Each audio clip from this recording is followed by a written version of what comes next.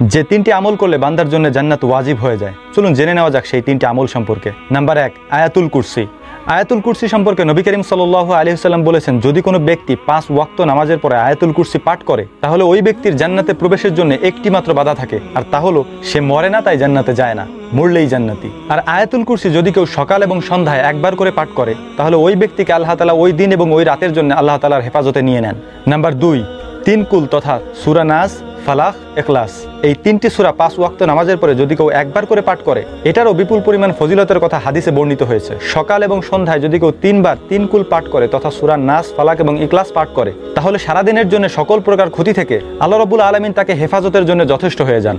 একই সাথে এই 3টি সূরা রাসূল সাল্লাল্লাহু আলাইহি ওয়াসাল্লাম রাতে ঘুমানোর আগেও পাঠ করার নির্দেশ দিয়েছেন। নাম্বার 3, তাসবিহ তথা সুবহানাল্লাহ, আলহামদুলিল্লাহ, আল্লাহু আকবার। এই তাসবিহ বা জিকির নবী করিম সাল্লাল্লাহু আলাইহি ওয়াসাল্লাম প্রত্যেক 5 ওয়াক্ত নামাজের পরে 33 বার করে পাঠ করার নির্দেশ দিয়েছেন এবং সকাল সন্ধ্যায় এই তাসবিহগুলি পড়ার নির্দেশ রয়েছে। অতএব আসুন আল্লাহ রাসূল সাল্লাল্লাহু আলাইহি ওয়াসাল্লাম প্রতিদিন সবথেকে বেশি যে আমলগুলি করতেন সেই আমলগুলি আমরা গুরুত্বের সাথে আদায় করার চেষ্টা করি, কোনোদিন যেন এই আমলগুলি আমাদের ছুটে না যায়। ওয়া মা তাওফীকা ইল্লা বিল্লাহ।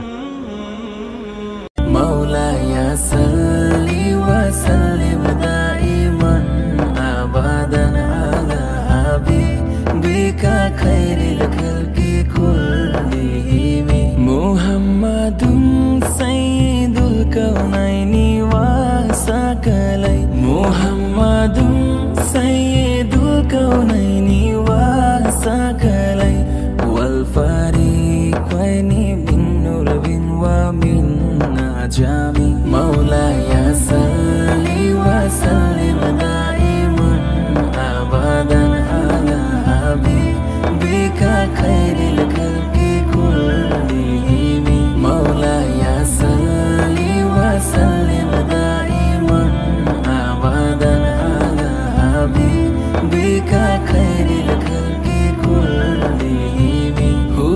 স্ত্রীদের প্রতি মহাব্বত দেখানো এটা আমার নবীর সুন্নত ছিল। স্ত্রীদেরকে মায়া করে খাওয়াই দেওয়া এটা আমার নবীর সুন্নত ছিল।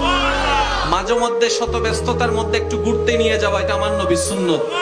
মাঝে মধ্যে ঘরের উঠানে কিংবা ঘরের ভিতরে স্ত্রীকে নিয়ে একটু খেলাধুলা করা, দৌড়াদৌড়ি করা এটা নবী রাহমাতুল লিল আলামিনের সুন্নত ছিল। এগুলাতে কোনো লজ্জা? আরে প্রেম করতে পার্কে যাচ্ছে লজ্জা নাই? বল ঘুরতে গেলে বলা লজ্জা? অবৈধ সম্পর্কের মধ্যে রেস্টুরেন্টে খেতে গেলে বিলকে বিল মনে হয় না, পারলে ওনার সামনে আরো 10 টাকা টিপ দেয় নে। আর বউকে নিয়ে খাইতে গেলে বলে যায় পকেটে টাকা নাই। এটা তো চলবে? করেছি অনেকদিন, ভবিষ্যতে যেন আর না হয়। আল্লাহ যেন আমাদের সবাইকে সুন্নতের ছায়াতলে ফরজকে সামনে রেখে জীবনকে গঠন করার তৌফিক দান করেন। আল্লাহ পাকের দরবারে একটাই ফরিয়াদ, আল্লাহ পাক রব্বুল আলামিন যেন কবুল করে। আল্লাহর ক্ষমতার উপরে আর কিছু নেই। এমনকি এই মুহূর্তে যে দুশ্চিন্তা আপনাকে শান্তি দিচ্ছে না, আল্লাহর ক্ষমতার কাছে সেটাও অতিশয় তুচ্ছ। সুতরাং দুশ্চিন্তাকে সময় না দিয়ে যাই নামাজে সময় দিন। আস্তাগফিরুল্লাহ ইন্নাল্লাহা